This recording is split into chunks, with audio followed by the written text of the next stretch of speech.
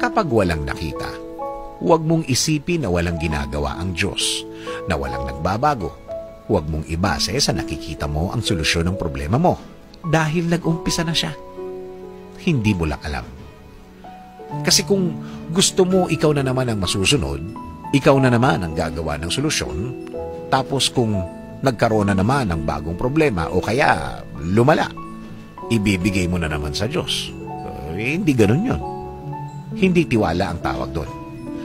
Mas magandang nag-aantay ka na ng mahabang panahon. At least, naayos ang lahat. Kesa naman, sa lahat ng gusto mo, rush, pero lalong palala ang problema. Minsan, ang God's timing ay hindi nakatiming sa gusto nating timing. Pero, ito ang tamang timing na kailangan natin. Tamang-tama sa atin. Matutong magtiwala, matutong maniwala. Tama.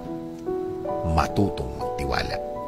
Kahit sa inaakala nating delay o kaya late, pagkatiwalaan natin ang mga delays at late na yan dahil nakaayon sa plano ng Diyos yan. Again, kapit lang, maniwala lang. Sabi nga sa Psalm 31:15, ang aking mga kapanahunan ay nasa iyong kamay. Iligtas mo ko sa kamay ng aking mga kaaway.